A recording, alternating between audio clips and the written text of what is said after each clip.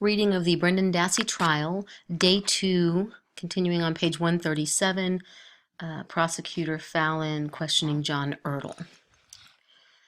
Well, there were several roadblocks that we had to pass through, and we finally got to a checkpoint where our names were taken, and then we were directed up to a place where there was some fire trucks and some canopies laid out or coming off the fire trucks, and told to look there for the people who were in charge. And we found Tom Fossbender and Mark Wiegert, and they seemed to be the ones to talk to, and they filled us in on what they knew so far, and we were directed down to where the vehicle was. All right, let's start there. Then your first assignment, if you will, when you arrived at the location where the vehicle was found, first of all, describe for us the general area where the SUV was located. Well, it was an auto salvage yard, so there were row after row after row of salvaged vehicles or junked vehicles. They directed us down to a flat area where we drove the van to park, and there was a car crusher nearby. There was also a storm water retaining pond nearby, and there was a little sort of a dirt roadway that went around the pond, and the roadway was lined with vehicles, and in the row of vehicles there was the bluish-green RAV4. All right, describe the vehicle in greater detail for us, would you please? Well, it was a newer looking vehicle. It didn't have any license plates on it, and it was, as was conveyed to me, that it kind of looked like it had been hidden in some way. There was a Rambler hood leaning up against the back end of it. And I'm going to stop you right there and direct your attention to Exhibit 26, which appears to be leaning up against the table. Does that look like the hood? Yes, it does. All right, continue. There were tree branches or small trees piled on and against it, and there was a cardboard box on the hood. There was a piece of plywood up against one of the front tires and some fence posts with fencing attached to them. Some wire fencing leaned up against the vehicle as well. The other vehicles in the area looked older than this one. This one looked like the newest of the bunch, and they didn't have things leaned up against them. They had trees and brush growing around them, but there was nothing put around them. Was there anything unusual about the trees or the brush that you observed leaning against the SUV? Well, this was in November, so there weren't any leaves or anything on it, but these trees and brush didn't have any bark on them either. And some of the trees had bits of the roots still coming out of the base of them, as if they'd been pulled up from the ground rather than sawed off. All right. Was the roof of the vehicle covered or obstructed with any items that you recall? Not that I recall, no. All right. Now you described something about the weather. Initially, upon your observation of the vehicle, describe the weather conditions at that point in time. It was overcast. When you first approached, was it still daylight, dusk, or dark? It was going on 4:30 in November, and it was quite dusk. It wasn't quite dusk, I would think. All right. Now, at some point, did the weather change that evening? Yes, we left that evening around 9:45, and at some point it did pour, and there was quite a lightning storm. All right. When you arrived, was the vehicle covered in a tarp at that particular point? I never saw the vehicle covered in a tarp. Okay. Approximately how long were you there before the weather changed to the extent that it began to rain? I believe within an hour of us arriving, it was sort of on and off showers. All right, what plans did you make to secure the vehicle for its ultimate transport? Well, I asked that a trailer be secured to put the vehicle in for transport back to the Madison laboratory. Now, did that occur immediately, or did that involve the passage of some time before it could be arranged to transport the vehicle? It did take some time. They also needed to bring a wrecker truck into the yard to move the vehicle from its position to a place where they could load it onto the trailer. And I believe those two things, the wrecker and the trailer, arrived pretty much simultaneously. Maybe an hour and a half, 2 hours, I'm not sure. Your best estimate as to the time that the SUV was loaded onto the wrecker and moved from the scene, about what time was that? I would guess 7:30 to 8. All right. Could it have been later? Possibly. All right. Could it have been as late as 8:30 or 9? Well, I checked the time when we left. I think it was about 9:45, so that is a possibility, yes. All right. Now, while you were awaiting for the arrival of the equipment to secure the vehicle and move it to Madison, did you have an opportunity to examine, as it were, the SUV more closely? Yes, I did. Can you tell us about the vehicle itself? For instance, you mentioned something about the absence of license plates. What else did you note about the vehicle? The doors were locked. We couldn't gain access to it, and we looked through the glass with flashlights to see what we could see inside, and it looked relatively clean inside. There was some minor damage to the vehicle. I believe there was a dent located behind the Rambler hood on the right rear quarter panel, and I believe the left front signal lamp, the plastic that covers it, was cracked and broken. How were you able to determine that the doors of the vehicle were locked? We tried to get inside the vehicle, so we tried the doors. While you were waiting for the wrecker and other equipment, did you also have an opportunity to examine the debris that surrounded the car for the possibility of any trace or biological evidence? Yes, I did. Tell us about that, please. Well, the first thing I did was I directed the photographer to photograph the vehicle as it was when we arrived. I then looked at the debris and those items, which I felt may hold a fingerprint that did have a certain texture to them. The Rambler hood and the cardboard box were pulled away from the vehicle, and we had transported those to the Madison lab as well, along with the vehicle. I examined all the brush and the plywood and fence posts, etc., looking for any signs of biological materials or fibers that may have caught on them, attached themselves to them. And I didn't notice anything that I could collect from that. So, in other words, you found no trace or biological evidence on any of those items? No, I did not. Okay, I take it there was a decision made not to process or further examine, might be the better term, the SUV at the scene. Is that correct? I don't believe it was much of the decision, yes, that was made, but that, I mean, in threatening whether the first order is to preserve and protect the evidence and not begin processing it. All right. And out in the middle of a junkyard is not the ideal situation to process a vehicle anyway.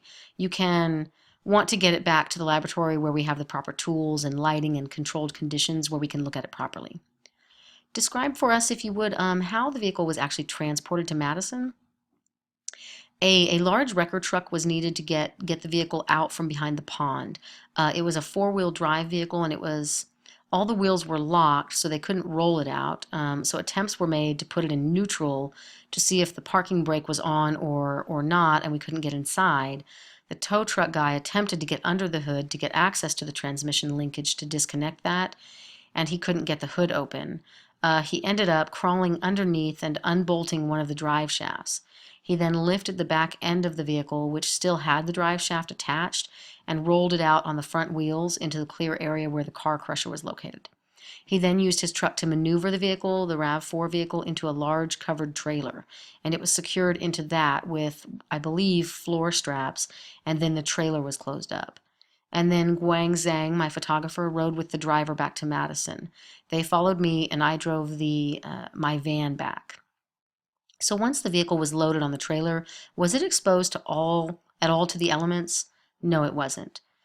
However, prior to getting it onto the vehicle, had it been exposed to the rain? Yes, it did. And it had been raining for a while before you were able to finally secure it and get it into the wrecker and the enclosed trailer? Yes, it had. All right. You indicated your colleague, Mr. Zhang, he rode with the driver, did you say? Yes, he did. All right. And what did you do at that time? I drove the field response unit back to Madison. Your best estimate as to your approximate arrival time at the crime lab in Madison? I believe it was just after 1 a.m. So that would have been Sunday morning, the 6th of November. November, all right.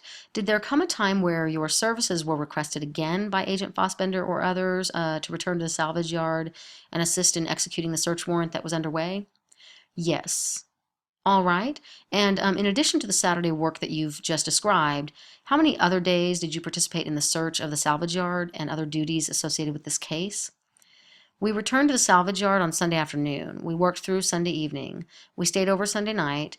We worked all day Monday, stayed over Monday night, worked all day Tuesday, stayed over Tuesday night, and returned back to the lab on Wednesday morning. I'm going to direct your attention, if I may, to your services on Tuesday, November 8th. What were the duties that you were particularly assigned to do on Tuesday, November 8th? We started in the morning at the Calumet County Sheriff's Department service garage in Chilton. Actually 5 burn barrels from the salvage yard had been taken there, and we had set up a sifting station. We were sifting through the burn debris of those burn barrels. On Tuesday morning, we finished that up with, I believe, the 4th and 5th barrels. All right, would it be fair to say you had started that particular task the day before, Monday? I believe we started it even before that, although it got interrupted several times. Because of other duties that you were assigned? Yes. All right, so you finished up the processing of the burn barrels? Yes. All right. If you would tell us about the processing of the last barrel, barrel number 5, would you describe that for us, please?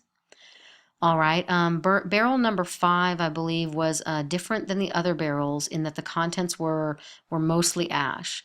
The other barrels had a lot of partially burned materials, a lot of food type items wrapped in foil.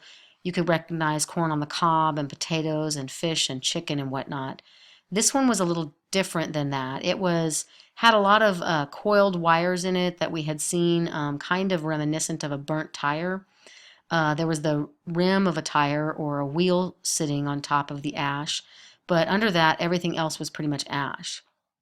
And we sifted that and found things that looked like they were electronic components. Some of them had the Motorola M clearly on them.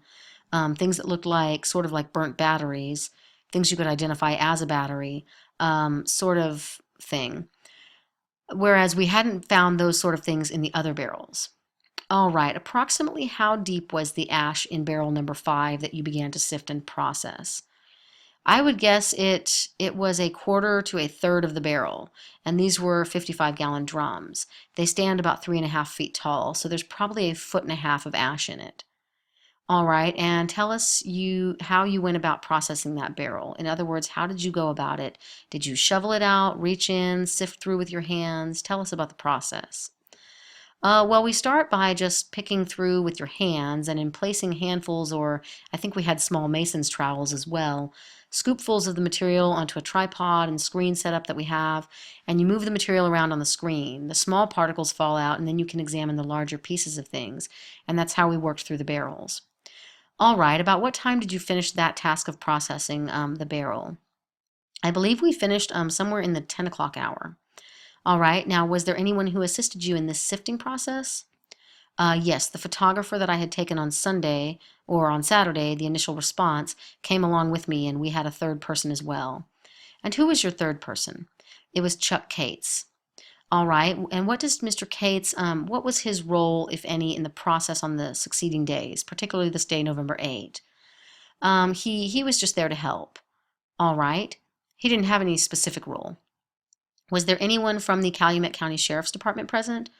There was. I believe there were different people on and off, but the main contact person there was Jeremy Hawkins. And to whom did you provide anything that you deemed of evidentiary significance? We were collecting all the evidence as we went along from the different locations where we were searching, right? We packaged it, and at some point we turned it all over to the Calumet County Sheriff's Department. All right. With respect to the burn barrel components, were they turned over to Officer Hawkins? I don't believe so. All right. Do you recall which one of the officers? No, I don't recall which one. There was 2 or 3 of them. All right. At what point inventoried all the materials we had collected at that point, and we turned it over to them? Okay, very good. After you completed processing the burn barrel, what was the next assignment that you were given on that day?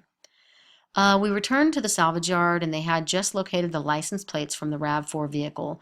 And so we went over and photographed that area, photographed the vehicle that they had been found in, and then we searched that area. And there was a camper, a trailer camper nearby, and I searched that.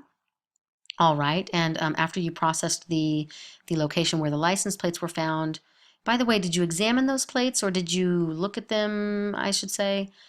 I was involved in packaging them, yes. All right, tell us about that.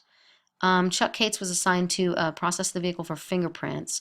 In his former role at the lab, he was a fingerprint analyst. At this time, he was the field response coordinator. That was his chief duty, so he was processing the plates.